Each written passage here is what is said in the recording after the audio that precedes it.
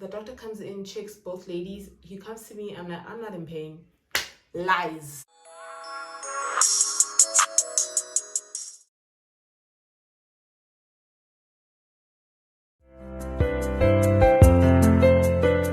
Okay, so guys, my pregnancy went relatively well. Like it was my first pregnancy, of course. I didn't have any experience, so I didn't know what to expect, but it went well. So I'm gonna give you guys a few facts about pregnancy before I go on, and then every pregnancy term that you don't know, that like an average person doesn't know, I will write it down somewhere. So now, pregnancy lasts for like, it depends from person to person, but it's max 40 weeks. So when I'm pregnant for 9 months, we're pregnant for 10 months. So basically a year. We count it based on weeks. You are considered full term once you get to 37 weeks, right? So when you get to 37 weeks, then you can give birth anytime. So you have to have your bags ready, you have to have everything ready. Before 37 weeks, you go in every month, your baby gets checked, you get checked. And then I knew that after 37 weeks, like, you go in every week because you could pop anytime. So they have to keep a close eye on you and the baby. Okay guys, side note, so I gave birth at a public hospital. It was called Krugersdorp Hospital in Badagrau. It is now Joseph de Hospital.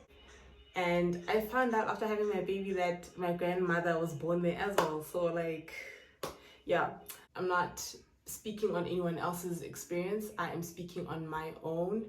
And so I don't want people to feel offended if you've had a better or a worse experience than mine.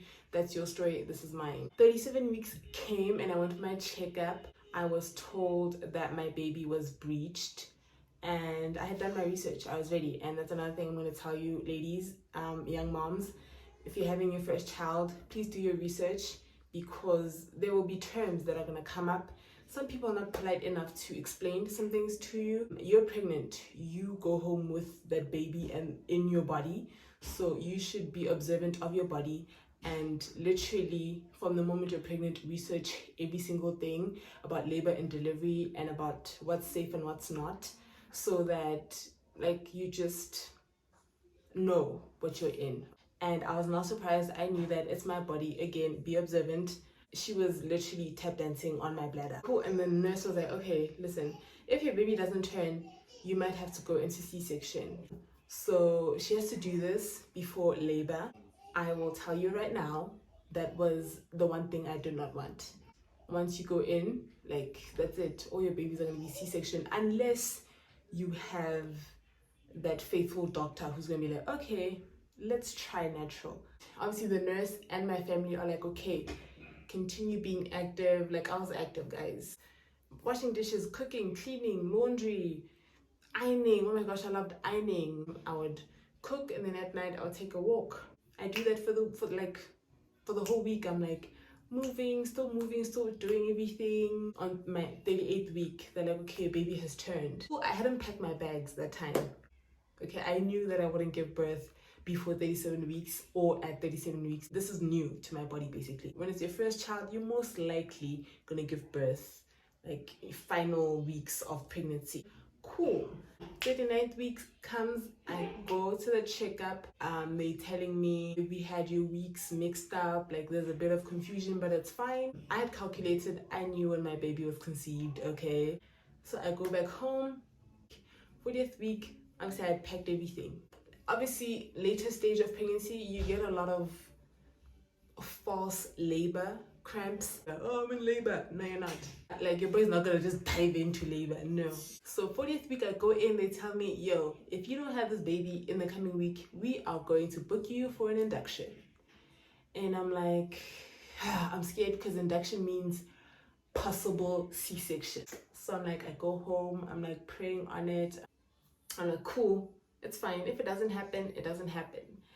And then we move, right? We move from Honeydew, which is closer to Krugersdorp. We move to Midrand.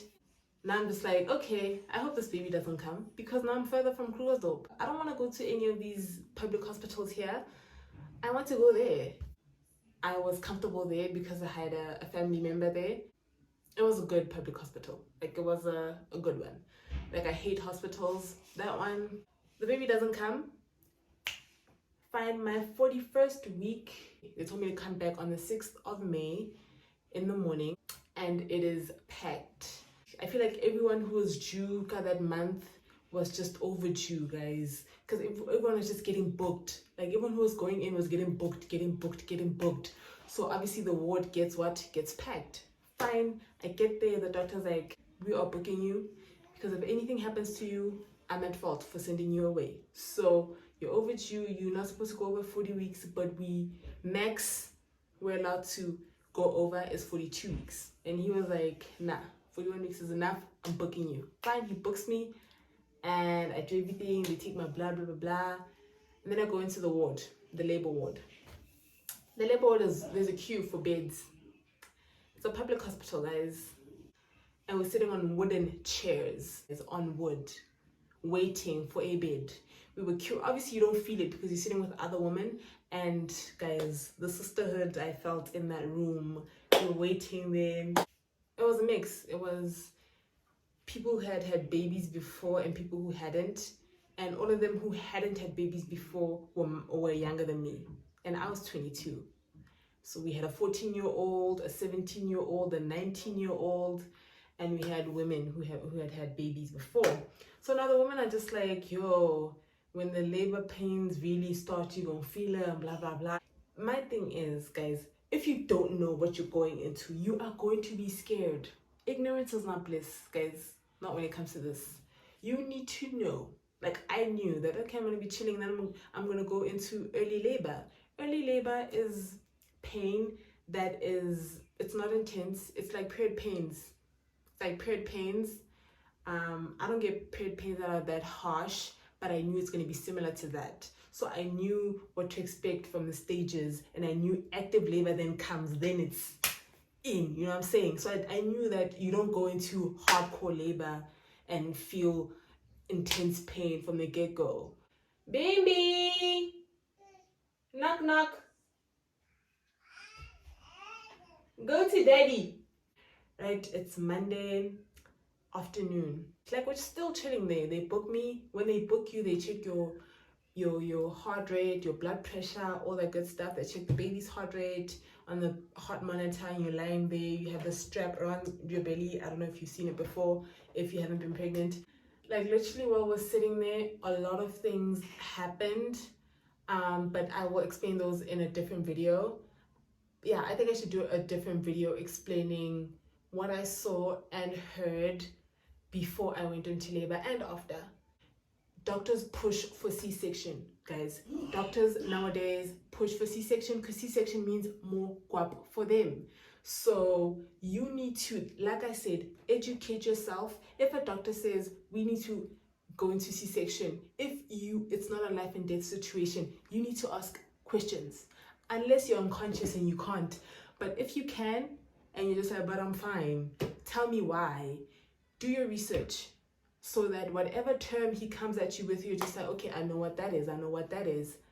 And you literally ask for facts, and you need to know, why am I going to C-section? I say all that to say, you need to know your rights and do your research. Cool. I was trying to avoid C-section. So when I'm sitting there and I'm seeing things, I'm hearing things, and it's scary things, obviously. If you've ever been in a labor ward, guys, and you're waiting for your 10, you're just like, oh my God, it's gonna be me soon. So that was me. You pray and you know that, you know what, I am a woman and I got this.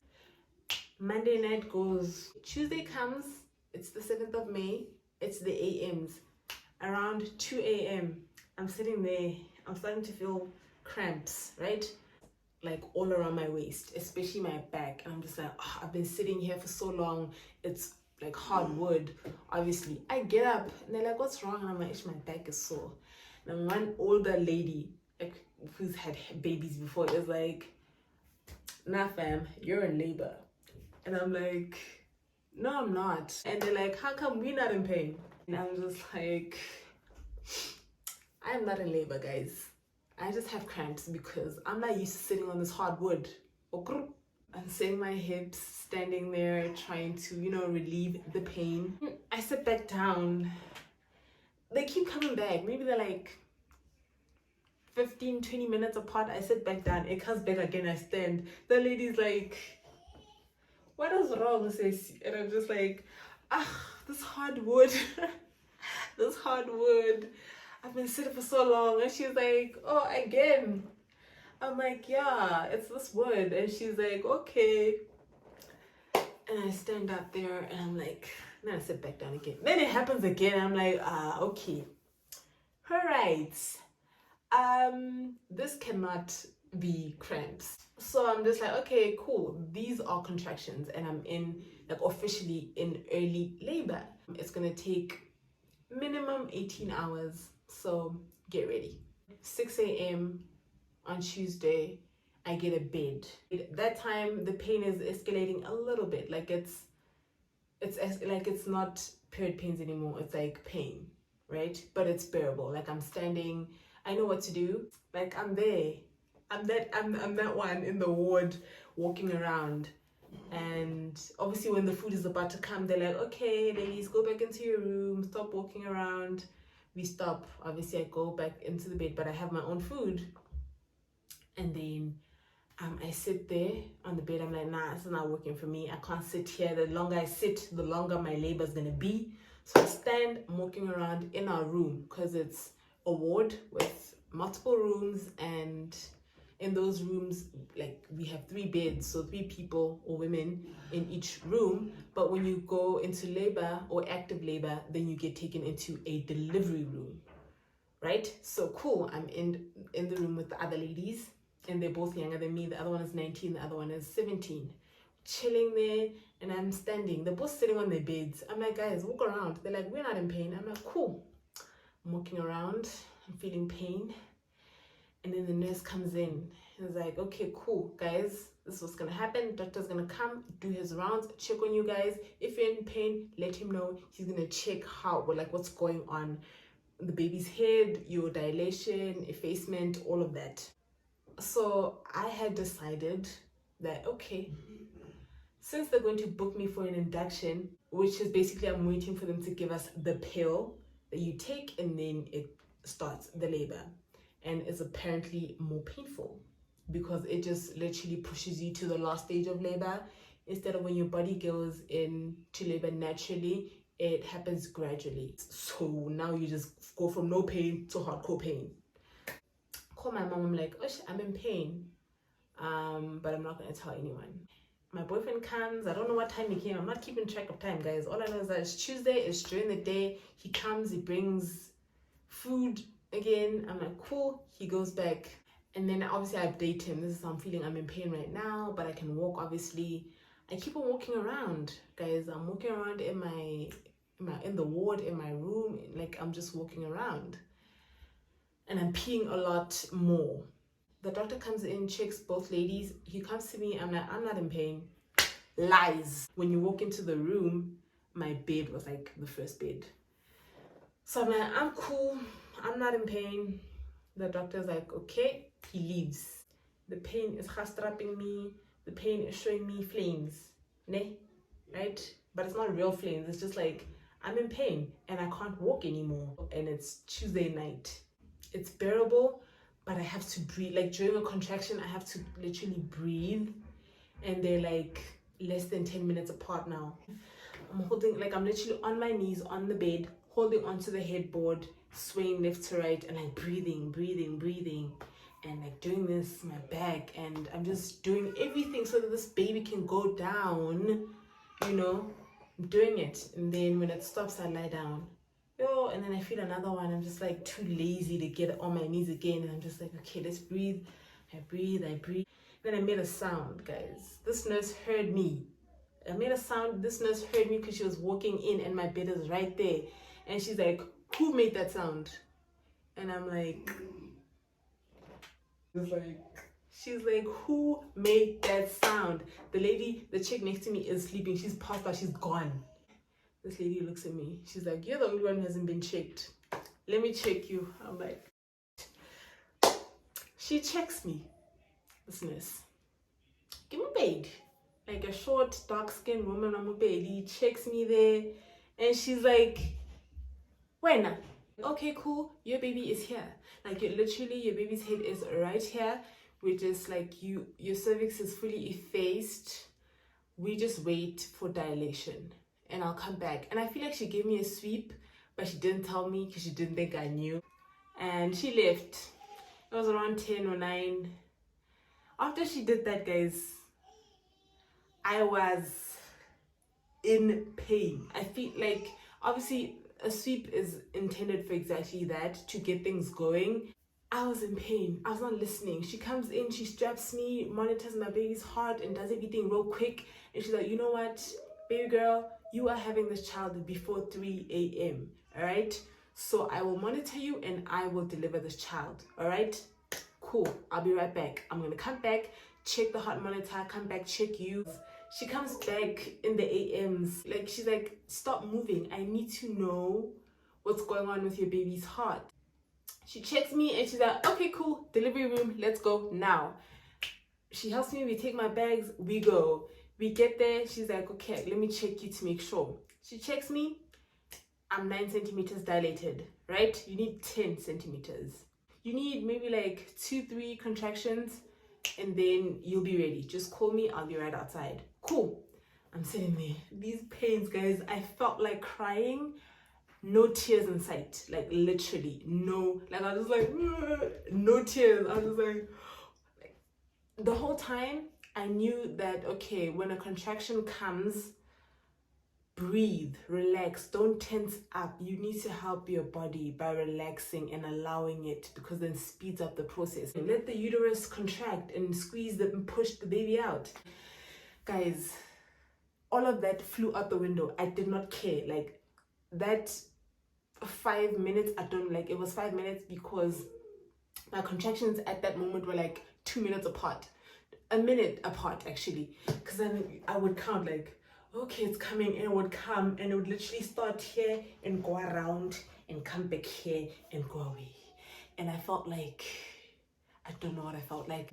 And then my dilation was done. I was 10 centimeters, and that is when your body starts pushing the baby out. And you feel the urge to poop. And I'm just like, cool, this baby is coming. And I'm like, nurse. The nurse comes in and I'm like, yeah, I feel like I need to poop. So she's like, good. Okay, these are the rules. Guys, this nurse, she's like, these are the rules, okay? Like with me, right? No screaming. Screaming is energy. You need that energy to push. Instead of taking the energy this way, take it this way. So go close your mouth when you feel the need to push, to scream. Close your mouth, take the energy downward, like push got that energy. I need that energy.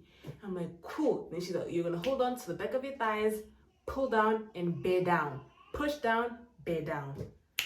I'm like, we are here. You are the best. And literally, she's like, okay, cool, let's go. When you feel a contraction, when you feel pain, push. Don't push when you're not feeling pain. Right? And she's like, do not close your legs. If you close your legs, I'm walking out of this room, because you will then be killing your baby, basically. First push, nothing happened. I feel like I was pooping. I don't know. Yeah, and then I push again. I pooped, okay? I knew that it was normal, so I was not embarrassed. I was just like, okay, I push, I poop, fine. She wipes, obviously, she's used to this. She does this every day. I push again. I push through like maybe 2 or 3. I pushed again, pushed the 3rd time, my baby was out. My baby. And then lying down, I'm just like, oh, my baby. She was calm, right? The nurse was calm. She took the thing and sucked everything out of like her mouth and everything, the blood and everything. So she shows me the baby. She's like, see, it's a girl. And I'm like, oh yeah. And then she's like, you just had a miracle baby. And I'm like, I'm crying. I'm like, what? She's like, you just had a miracle baby. I was not supposed to deliver this baby, but I didn't know the umbilical cord was wrapped around her torso. And that is like, no doubts, no question about it, that is a C-section. And your baby's here. And she puts my baby on my chest, and I was like, thank you, Jesus, thank you, Lord. And she's like, don't cry. And she starts praying, this lady, and she's like, where's your baby daddy from? I'm like, he's Zonga. This lady starts singing worship songs in Zonga. Guys, I just want to say, like, if you're a public servant and you're watching this, guys, you impact lives, okay? Like, you may be going into a career just because it's your last option, or NSFAS will pay you while you're studying. Guys, you are impacting lives, especially you teachers and you nurses. This nurse prayed for me. This nurse, everything she did, she was praying. She literally was like, you are mine, I will help you deliver this child. And she was praying through everything. When, like, after I gave birth, she was praying, she was singing worship songs. She put my baby in this glass thing because I